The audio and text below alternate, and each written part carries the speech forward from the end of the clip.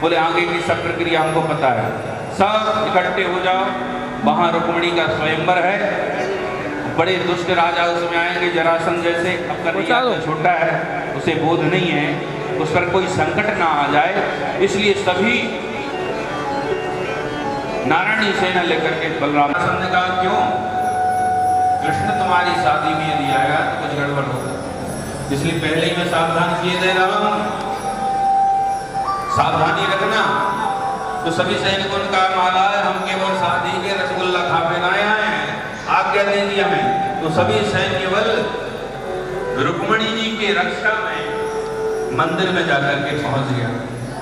वो रुक्मिणी जी मंदिर भगवान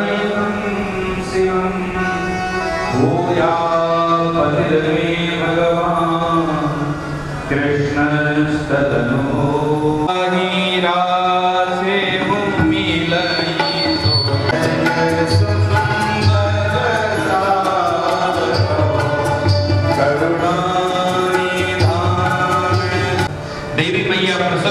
आशीर्वाद लेकर के रुक्मिणी जी भगवान की सामली सलोनी सूरत को हृदय में विराजमान किए। जब बाहर निकली, मेरे द्वारकाधीश कौन है, कहाँ खड़े हैं, कैसे हैं, मैंने तो आज तक कभी उनका दर्शन भी नहीं किया, पहचानना बड़ा मुश्किल होगा, पर इतना विश्वास, तो जिस सैनिक को देखते हैं वही मंत्रमुग्ध हो जाता है। ओ कितनी सुंदर है, कितनी दिव्य है। परंतु चलते जा रहे हैं, जैसे ही द्वारकाधीश को खड़ा हुआ, वो जैसे ही रुक्मिणी को मुस्कुराता हुआ देखा कि सभी सेनाओं जो सैनिक थे सभी के होश उड़ गए। बोले द्वारकाधीश भगवान की जय। रुक्मिणी का हाथ पकड़ा, रथ में बिठाया, तो भगवान 9-2-11 हो गए। सैनिक सब देखते रह गए, पकड़ो पकड़ो, मारो मारो। तब तक तो भगवान बहुत दूर निकल चुके थे। अब इधर जैसे ही द्वारकाधीश आगे बढ़े, तब तक आवाज सुनाई पड़ी, बोले द्वारकाधीश की जय हो, भक्त वत्सल भगवान की जय हो। रुक्मी को जब पता चला तो संपूर्ण सेना के साथ रुक्मी युद्ध करने के लिए भगवान के पीछे पीछे आया। जैसे युद्ध के लिए ललकारा, अरे भगोड़े कृष्ण ठहर जा, तुझमें थोड़ा भी यदि क्षत्रिय तत्व है तो आ जाए। जो भगवान बलराम जी अपने संपूर्ण नारायणी सेना को लेकर के आए, बोले द्वारकाधीश की जय। मुड़ करके पीछे भगवान ने देखा, ये हमारी जय बोलने वाला पीछे कौन आ रहा है। तो बलराम जी पूरी नारायणी सेना लेकर के युद्ध के लिए आ गए। आती भगवान को डांटा, अरे कृष्ण रिश्तेदारी होते हुए देरी नहीं है, तूने सिर मुंडना प्रारंभ कर दिया साले का। बहुत डांटा भगवान ने। तो भगवान बोले भैया नई नई शादी हुई है, बहू रानी के सामने मत डांटो, बाद में घर जाके जितना चाहे डांट ले लो, बड़े हो गए। तो बलराम जी का क्रोध तुरंत शांत हो गया और संपन्न हुआ। भगवान रुक्मिणी जी को लेकर के बलराम जी के साथ द्वारिका में आए। दिव्य भगवान का विवाह संस्कार हुआ, विधिवत सभी नगरवासी मंगल गीत गा रहे हैं। आइए हम और आप मिलकर ये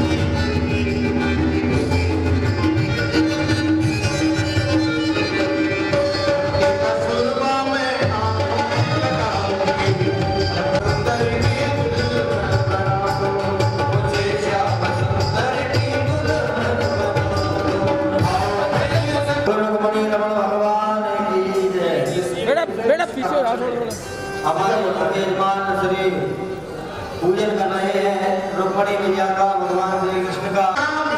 मत लगा नहीं तो बिले मार देगा।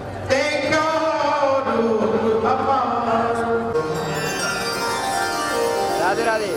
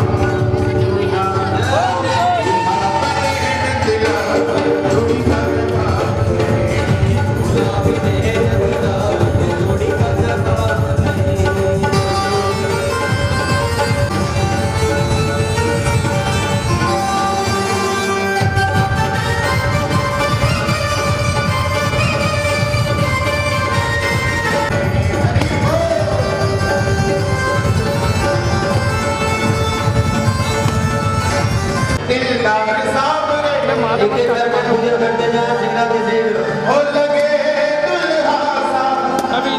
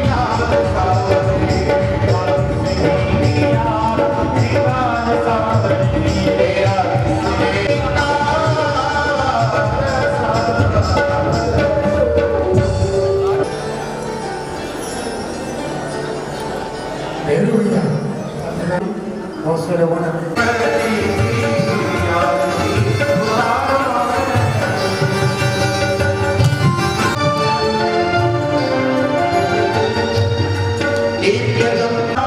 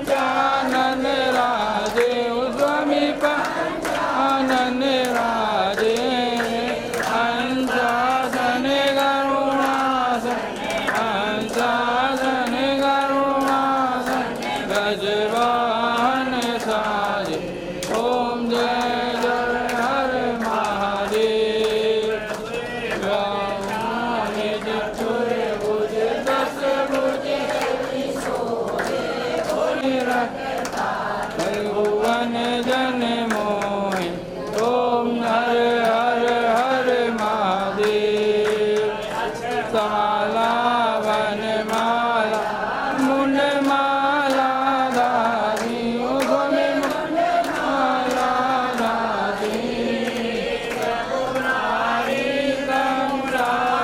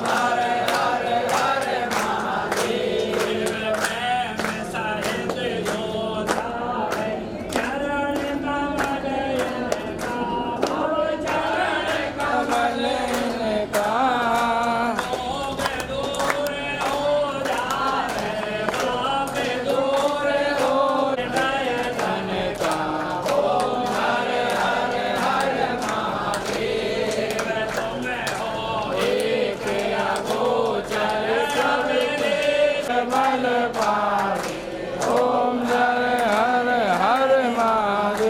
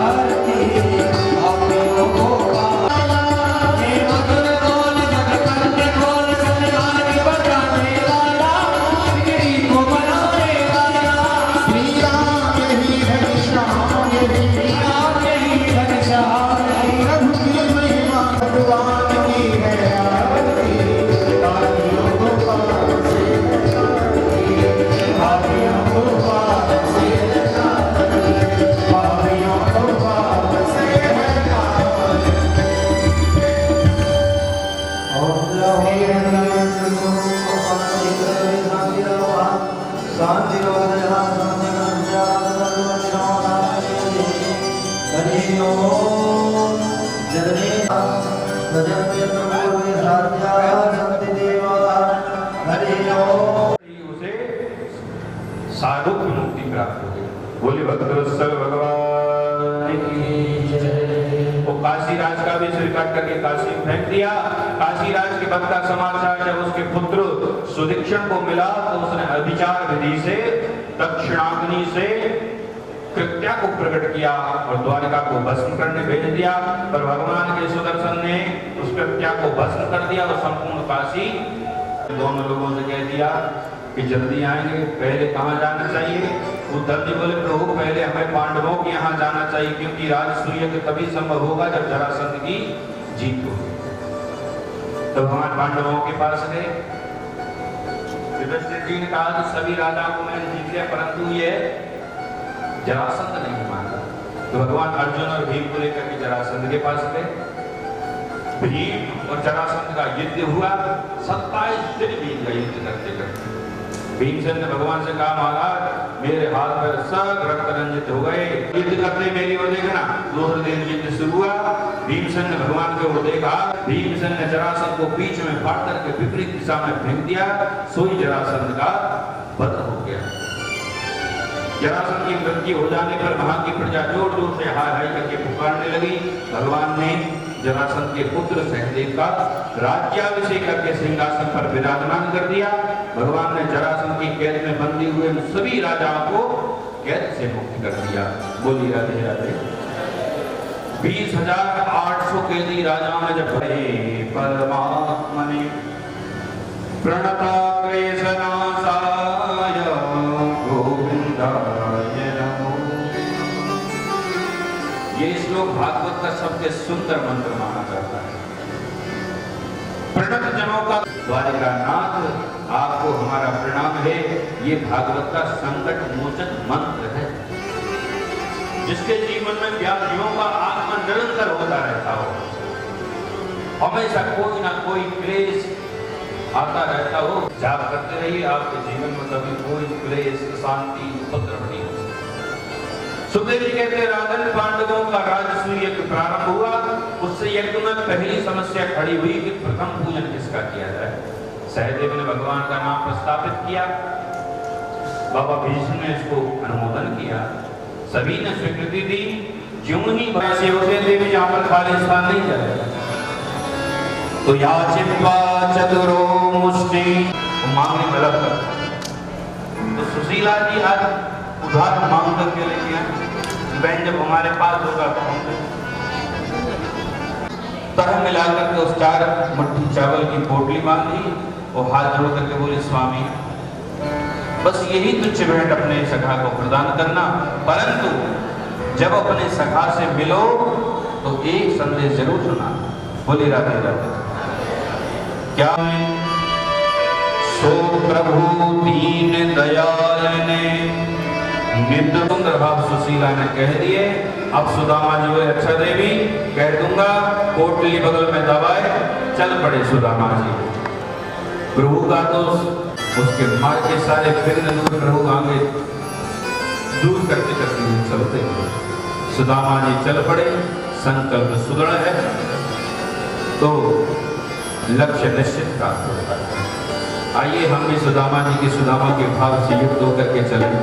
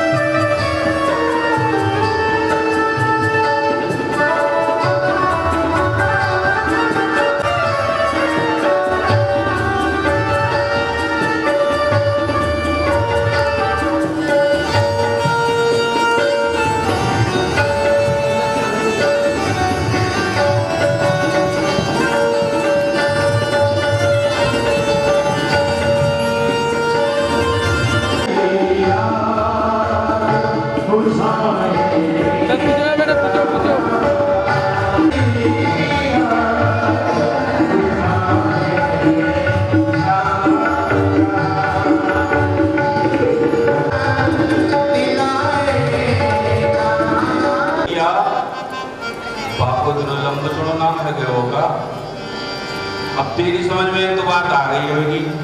अब ये बता दे वो कहाँ मिलेगा, पते बोला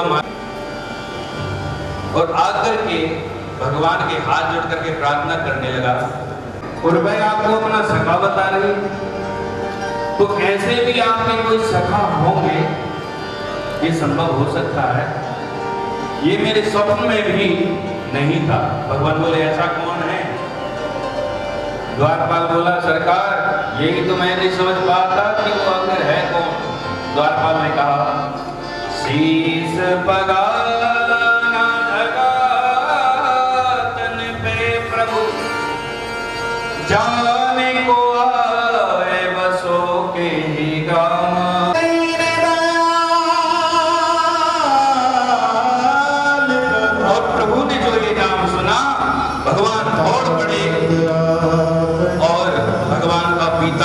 कंधे से गिर गया, बाजू का पहनना भूल गए, सारा दौड़ी मार करके पहुंच गए।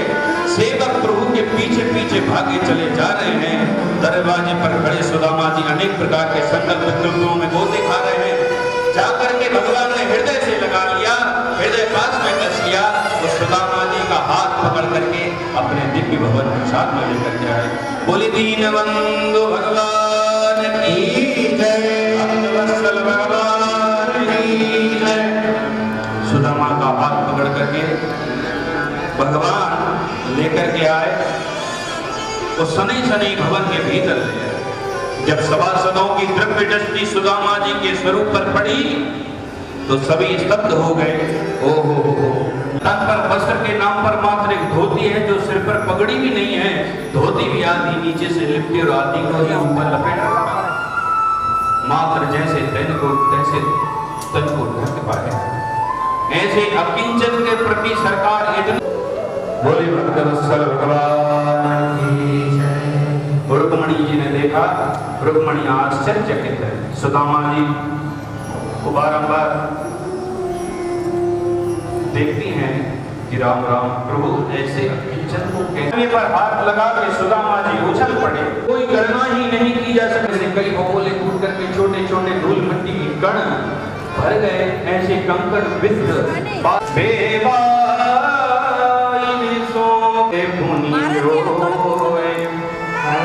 हाय महादुख पायो सखा, तुम आए ते न किते दिन कोई। देख सुदामा की दीन दशा, करुणा करके करुणा निधि रोए। पानी पर रात को हाथ छुओ नहीं, नैनन के जल सो पर धोए। पानी पर रात को हाथ छुओ नहीं, नैनन के जल। नेत्रों से इतना जल बहा कि मानेन कृतं पुण्यम अवधूतेन भिक्षुणा, श्रियाहीनेन लोकेस्मिन् गर्हिते राघवेन। इस अद्भुत ने कौन सा पुण्य किया होगा? सारा जगत मेरे जगदीश्वर के चरण कमलों की रज चाहता है और मेरे स्वामी इसकी चरण नेत्र जल से प्रक्षालित कर रहे हैं। इसके समान भाग्यशाली पुण्यात्मा कौन हो सकता है? केवल रुक्मणी ही नहीं, सारा जगत सुदामा जी के सौभाग्य की सराहना कर रहा है। रुक्मणी के एकांतिक कक्ष में जहां पर हस्त निर्मित सुंदर पलंग पर दूध के झाग से शुक्र सुकोमल सैया पर शयन कराया। सुदामा जी लेकर के ऐसे लगा जैसे क्षीर सिंधु के सागर नहीं पा रहे हैं, इतना अपार सुख का अनुभव हो रहा है। बार बार हाथ पकड़ते हैं, रोकते हैं, पर भगवान एक नहीं सुनते। महापुरुष की कुछ सेवा करनी चाहिए तो तुरंत एक पंखा हाथ में लेकर के पंखा देखो तो इस अवधूत के ठाट साक्षात लक्ष्मी जिसे पंखा झल रही हो, और साक्षात लक्ष्मीपति जिसके चरण दबा रहा हो। अब बताओ इसको दरिद्र कौन कहेगा? लक्ष्मी नारायण दोनों ही सेवा में समर्पित है। भगवान कहना चाहते हैं कि कोई सुदामा जैसा बने तो सही। निरपेक्षम मुनि, भगवान तो उसकी चरण रज में स्नान करने को तैयार है, कोई निरपेक्ष बन करके तो दिखाए। बोली दीन बंधु भगवान की, भक्तवत्सल। सुदामा से बाल्यकाल की चर्चा कर रहे। कहा मित्र ये पहले बता, वो जैसो इनाम तो वैसे बाबू का। बड़ी सुशील स्वभाव की है, सुजीवन की गाड़ी बड़े आनंद से चल रही है। अब तू जल्दी से बोल, तेरा विवाह भयो के ना भयो? भगवान हंस करके बोले, अब मित्र हमारी बात मत पूछो, तुम तो बाद में इकट्ठी बताएंगे हम तुमको हमारे विवाह को, पर एक बार बता तुमने चुपचाप विवाह कर लियो। सुदामा जी बोले कि जब तुमने चुप विचार कर लियो, हमें भनकता के नामे पड़ी, चलो जो बात ऐसी है गई, पर पहले बात बताओ कि जब यहाँ आए हमसे मिला वो तो बताओ ना हिलाया, तो बात खत्म। सुदामा जी बोले सच्ची सच्ची बोलूं, मैं कभी ना हिलाया। भगवान हंस करके बोले सुदामा जी मित्र, मालूम चले तुम्हारो बचपन कुछ बात भूले ना है, बचपन की आदतें अब हम ठीक ना है भाई तुम्हारी। रहने भैया में बचपन की बातें हैं और विद्यार्थी जीवन के आनंद के जो और थे वो प्रसंग पूरा बदल दिया। सुदामा जी बोले कुछ है कन्हैया पर आते रहते हाथ बदला गई जिन में हुई रहते। भगवान बोले अब तो कछु है जा, अब तो तुम्हारो हम दूर करके ही मानेंगे। और सुदामा जी खूब दाएं बाएं भय, खूब जबरदस्ती, परंतु भगवान ने वह पोटली हाथ बढ़ाया और छीन ली। स्वयं जाहार भगवान ने तंदुल की पोटली हाथ में पकड़कर एक झटके में बाहर निकाल लिया और पोटली लेकर के बाहर जब गिरी तो एक मुट्ठी चावल ने अपने श्रीमुख में भगवान ने डाल करके संकल्प लिया कि इस एक मुट्ठी तंदुल के बदले में एक लोक का साम्राज्य में सुदामा को प्रदान करना। दूसरी मुट्ठी चावल प्रभु ने हाथ में लिए कि रुक्मणी ने हाथ पकड़ लिया और इशारा किया प्रभु अब सब कुछ देकर के क्या स्वयं सुदामा बनना चाहते, अथवा मानो कहना चाहती हैं कि दिव्य महापुरुष का लाया हुआ महाप्रसाद है, इसको आप अकेला अकेला पा रहे हो प्रभु, हम सबको भी दीजिए। रुक्मणी ने वह पोटली ली और सभी को वह प्रसाद वितरण किया। बोली दीन बंधु भगवान की। अब भगवान ने एकांत पाकर के पूछा मित्र से, बोला इतना दिव्य प्रसाद इतनी देर तक छुपाए रखा, यदि भाभी जी ने हमारे लिए कुछ प्रसाद भेजा है तो कुछ ना कुछ संदेश भी अवश्य भेजा ही हो। अरे कुछ ना कुछ तो कहा लाई दयाने नित्य प्रतिदीन। सुशीला भाभी का संदेश सुनते प्रभु के नेत्र सजल हो गए और कुछ पलों के लिए भगवान ने दोनों नेत्र बंद करके सुदामा जी को लगा कि मैंने क्या कह दिया। भगवान ने नेत्र बंद कर लिए और क्षण भर में भगवान में नेत्र बंद करके चमत्कार कर दिया। सुशीला जी को प्रत्युत्तर भेज दिया, होनी थी वाले को ही पता नहीं चला कि क्या दे दिया।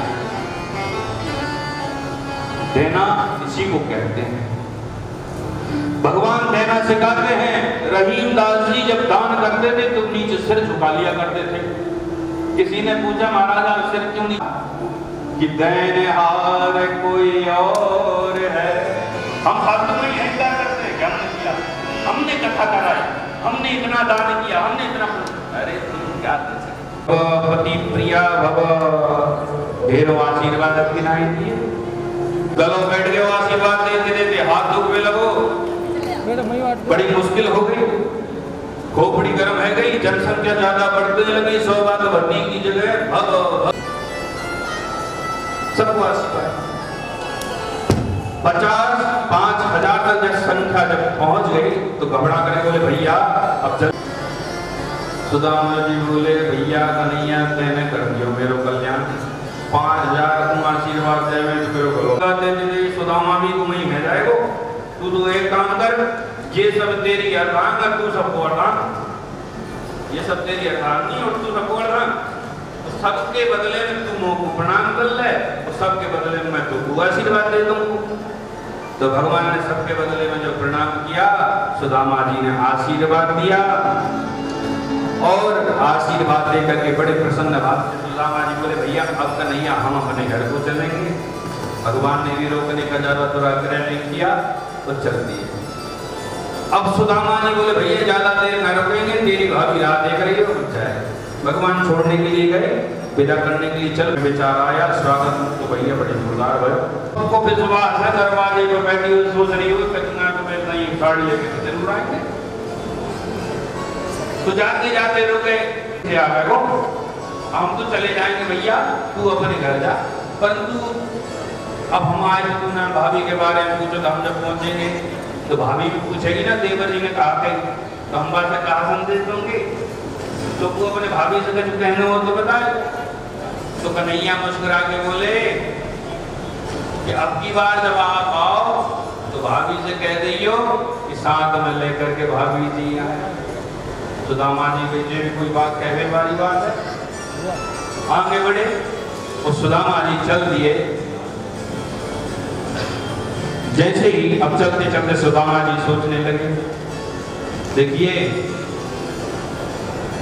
मन में यदि धन पाने की इच्छा सुधा वो प्राप्त ना हो तो परिणाम में दुख होता है, परंतु सुदामा के मन में धन लेने की इच्छा नहीं थी। आप किसी से नित्य ही जय सीताराम दंडवत प्रणाम आदि करते हैं, एक दिन मत करो, बस इतने में मुंह भूल जाएगा, हमारा लाल हो जाएगा मोड़ो। तो ऐसे देहात शरीर से आसक्ति छोड़ नहीं रही, आसक्ति जो है मान सम्मान प्राप्त करने की वो छोड़ नहीं रही, तुम क्या करोगे? तुम्हारा जीवन जो भक्ति के लिए तुमने समर्पित किया वो उस गोबर के कीड़े की तरह होगा, दिन रात उस गोबर को इकट्ठा करता हुआ। अरे किसी को अपने आगे झुका देना चाहिए, सम्मान है। सम्मान तो वो है जो सहजता से तुम्हारे दिव्य गुणों को देख करके व्यक्ति तुम्हारे चरणों में नतमस्तक हो जाए। सम्मान उसको कहा जाता है। अकारण जो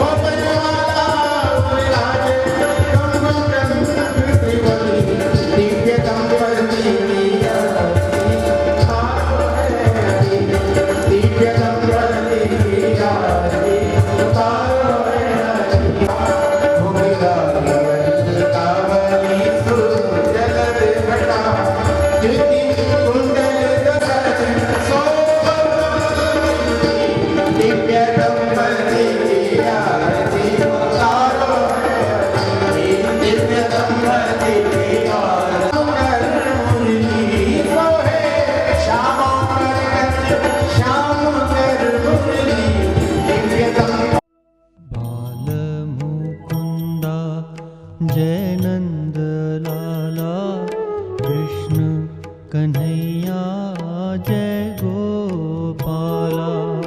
बाल मुकुंदा जय नंद लाला, कृष्ण कन्हैया जय गोपाला। बाल मुकुंदा जय नंद लाला, कृष्ण कन्हैया जय गोपाला। बाल मुकुंदा जय नंद लाला, कृष्ण कन्हैया जय गोपाला। बाल मुकुंदा जय नंद लाला, कृष्ण कन्हैया जय गोपाला। बाल मुकुंदा जय नंद लाला, कृष्ण कन्हैया जय गोपाला। बाल मुकुंदा जय नंद लाला, कृष्ण कन्हैया जय गोपाला। बाल मुकुंदा जय नंद लाला, कृष्ण कन्हैया जय गोपाला। बाल मुकुंदा जय नंद लाला, कृष्ण कन्हैया जय गोपाला। बाल मुकुंदा जय नंद लाला, कृष्ण कन्हैया जय गोपाला। बाल मुकुंदा जय नंद लाला, कृष्ण कन्हैया जय गोपाला। बाल मुकुंदा जय नंद लाला, कृष्ण कन्हैया जय गोपाला। बाल मुकुंदा जय नंद लाला, कृष्ण कन्हैया जय गोपाला। बाल मुकुंदा जय नंद लाला, कृष्ण कन्हैया जय गोपाला। बाल मुकुंदा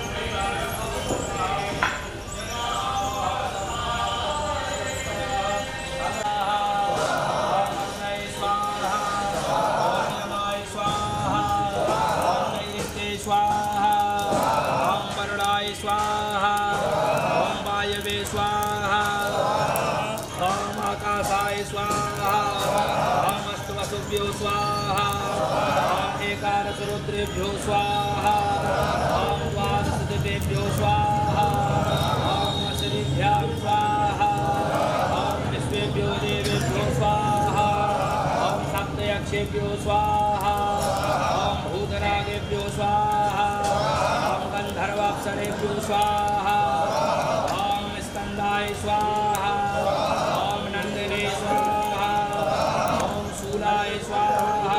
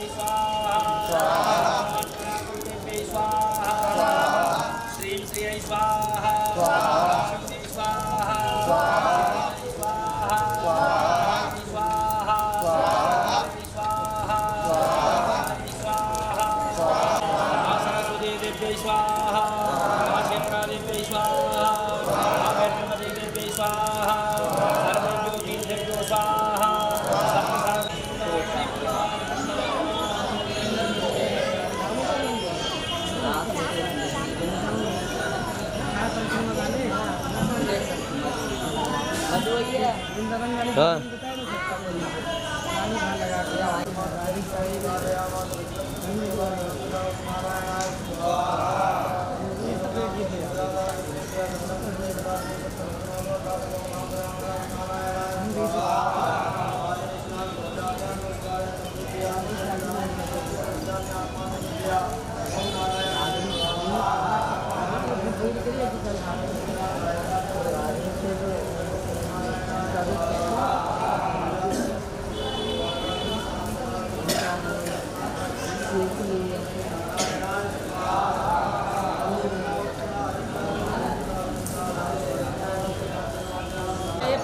पूजा में झूला तेरे कमरा में तो नहीं थे, बाद में हम यहीं सो गए थे यार।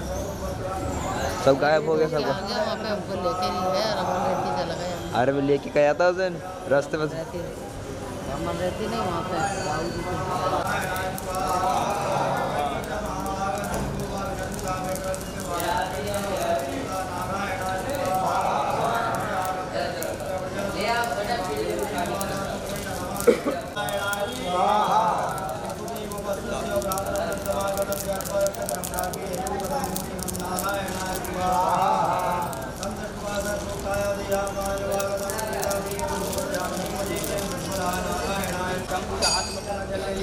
हाथ में उठे भोगो इंद्रादि 10 फुटपाल दिग्पाल देवता दिशम रक्षम बलिम भक्षम मम सकुटुम्बस्य सपरिवारस्य आयुकर्ता शांतिकर्ता पुष्टिकर्ता तुष्टिकर्ता निर्विघ्नकर्ता कल्याणकर्ता वरदाता भवाः छोड़ दीजिए। पुनः हाथ में जल ले लिए बोले अनेना जल ले लिया बोली अनेना इंद्रादि 10 फुटपालेना बलिदानेना पूजनम प्रियता दममा छोड़ दीजिए। सबके गुरु मंत्र से हो गया, ठीक है। ऐसे छूट गया छोड़ दीजिए। गूगल रखा होगा एक एक काउंट सब बोले गूगल रखा होगा फटाक से बढ़ाए चलो ओम वाहम कार इससे छोड़ दीजिए। चलो मिठाई लो भैया। ओम श्री सदय लक्ष्मी सवर्ण्या बहुरात्रे पार्श्वे नक्षत्राणि रूपम स्मिनो व्याप्तम कृष्ण निखाड़ा मुम्मयी खाड़ा सर्वलोकम मयि खाड़ा महालक्ष्म्यै स्वाहा। चलिए 3 आहुति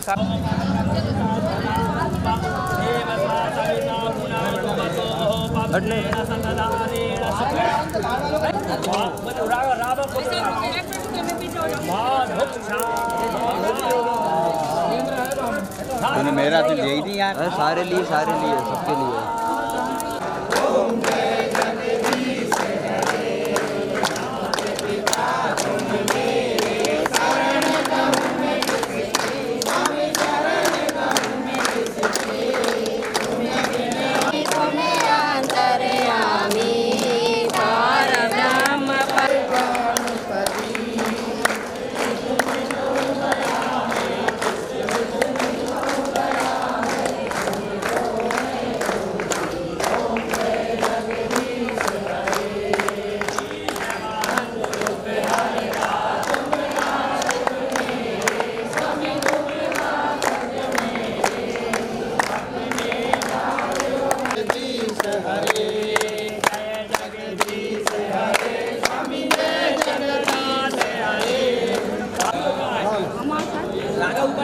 ले लो।